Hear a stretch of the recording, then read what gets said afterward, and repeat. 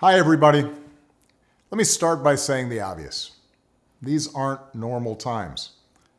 As we all manage our way through a pandemic unlike anything we've seen in a century, Michelle and I hope that you and your families are safe and well. If you've lost somebody to this virus, or if someone in your life is sick, or if you're one of the millions suffering economic hardship, please know that you're in our prayers. Please know that you're not alone, because now's the time for all of us to help where we can and to be there for each other, as neighbors, as coworkers, and as fellow citizens. In fact, over the past weeks, we've seen plenty of examples of the kind of courage, kindness, and selflessness that we're going to need to get through one of the most difficult times in our history. Michelle and I have been amazed at the incredible bravery of our medical professionals who are putting their lives on the line to save others, the public servants and health officials battling this disease, the workers taking risks every day to keep our economy running, and everyone who's making their own sacrifice at home with their families, all for the greater good. But if there's one thing we've learned as a country from moments of great crisis, it's that the spirit of looking out for one another can't be restricted to our homes or our workplaces or our neighborhoods or our houses of worship. It also has to be reflected in our national government. The kind of leadership that's guided by knowledge and experience, honesty and humility, empathy and grace. That kind of leadership doesn't just belong in our state capitals and mayor's offices. It belongs in the White House. And that's why I'm so proud to endorse Joe Biden for President of the United States. Choosing Joe to be my vice president was one of the best decisions I ever made, and he became a close friend. And I believe Joe has all the qualities we need in a president right now. He's someone whose own life has taught him how to persevere, how to bounce back when you've been knocked down. When Joe talks with parents who've lost their jobs, we hear the son of a man who once knew the pain of having to tell his children that he'd lost his. When Joe talks about opportunity for our kids, we hear the young father who took the train home each night so he could tuck his children into bed. And we hear the influence of Jill, a lifelong teacher. When Joe talks to families who've lost a hero, we hear another parent of an American veteran, a kindred spirit, somebody whose faith has endured the hardest loss there is. That's Joe. Through all his trials, he's never once forgotten the values or the moral fiber that his parents passed on to him and that made him who he is. That's what steels his faith in God, in America, and in all of us. That steel made him an incredible partner when I needed one the most. Joe was there as we rebuilt from the Great Recession and rescued the American auto industry. He was the one asking what every policy would do for the middle class, and everyone striving to get into the middle class. That's why I asked him to implement the Recovery Act, which saved millions of jobs and got people back on their feet. Because Joe gets stuff done. Joe helped me manage H1N1 and prevent the Ebola epidemic from becoming the type of pandemic we're seeing now. He helped me restore America's standing and leadership in the world on the other threats of our time, like nuclear proliferation and climate change. Joe has the character and the experience to guide us through one of our darkest times and heal us through a long recovery. And I know he'll surround himself with good people, experts, scientists, military officials who actually know how to run the government and care about doing a good job running the government and know how to work with our allies and who will always put the American people's interests above their own. Now, Joe will be a better candidate for having run the gauntlet of primaries and caucuses alongside one of the most impressive Democratic fields ever. Each of our candidates were talented and decent, with a track record of accomplishment, smart ideas, and serious visions for the future. And that's certainly true of the candidate who made it farther than any other, Bernie Sanders. Bernie's an American original, a man who has devoted his life to giving voice to working people's hopes, dreams, and frustrations. He and I haven't always agreed on everything, but we've always shared a conviction that we have to make America a fairer, more just, more equitable society. We both know that nothing is more powerful than millions of voices calling for change. And the ideas he's championed, the energy and enthusiasm he inspired, especially in young people, will be critical in moving America in a direction of progress and hope. Because for the second time in 12 years, we'll have the incredible task of rebuilding our economy. And to meet the moment, the Democratic Party will have to be bold. You know, I could not be prouder of the incredible progress that we made together during my presidency. But if I were running today, I wouldn't run the same race or have the same platform as I did in 2008. The world is different. There's too much unfinished business for us to just look backwards. We have to look to the future.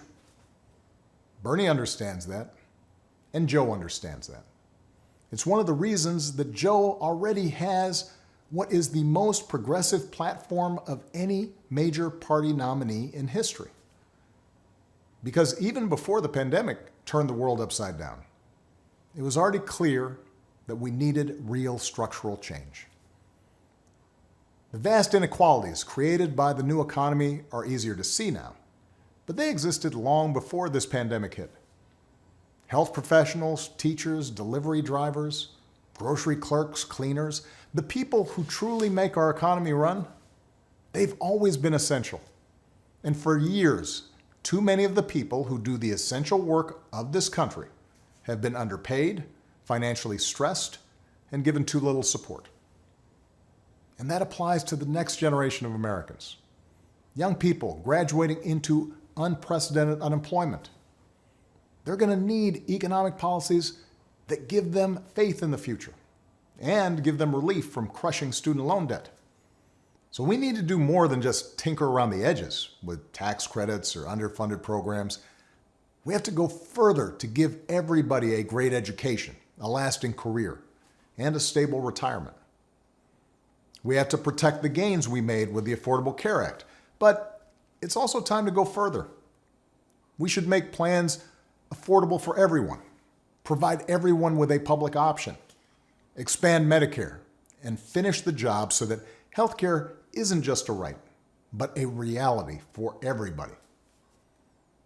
We have to return the U.S. to the Paris Agreement and lead the world in reducing the pollution that causes climate change. But science tells us we have to go much further, that it's time for us to accelerate progress on bold new green initiatives that make our economy a clean energy innovator, save us money, and secure our children's future. Of course, Democrats may not always agree on every detail of the best way to bring about each and every one of these changes. But we do agree that they're needed. And that only happens if we win this election. Because one thing everybody has learned by now is that the Republicans occupying the White House and running the U.S. Senate are not interested in progress. They're interested in power. They've shown themselves willing to kick millions off their health insurance and eliminate pre-existing condition protections for millions more, even in the middle of this public health crisis, even as they're willing to spend $1 trillion on tax cuts for the wealthy. They've given polluters unlimited power to poison our air and our water and denied the science of climate change, just as they denied the science of pandemics. Repeatedly, they've disregarded American principles of rule of law and voting rights and transparency, basic norms that previous administrations observed regardless of party, principles that are the bedrock of our democracy. So our country's future hangs on this election, and it won't be easy. The other side has a massive war chest. The other side has a propaganda network with little regard for the truth. On the other hand, pandemics have a way of cutting through a lot of noise and spin to remind us of what is real and what is important. This crisis has reminded us that government matters. It's reminded us that good government matters, that facts and science matter, that the rule of law matters, that having leaders who are informed and honest and seek to bring people together rather than drive them apart, those kind of leaders matter. In other words, elections matter. Right now, we need Americans of goodwill to unite in a great awakening against a politics that too often has been characterized by corruption, carelessness, self-dealing, disinformation, ignorance, and just plain meanness. And to change that, we need Americans of all political stripes to get involved in our politics and our public life like never before. For those of us who believe in building a more just, more generous, more democratic America, where everybody has a fair shot at opportunity, for those of us who believe in a government that cares about the many and not just the few, for those of us who love this country and are willing to do our part to make sure it lives up to its highest ideals, now's the time to fight for what we believe in. So join us. Join Joe. Go to joebiden.com right now. Make a plan for how you are going to get involved. Keep taking care of yourself and your families and each other. Keep believing in the possibilities of a better world, and I will see you on the campaign trail as soon as I can. Thanks.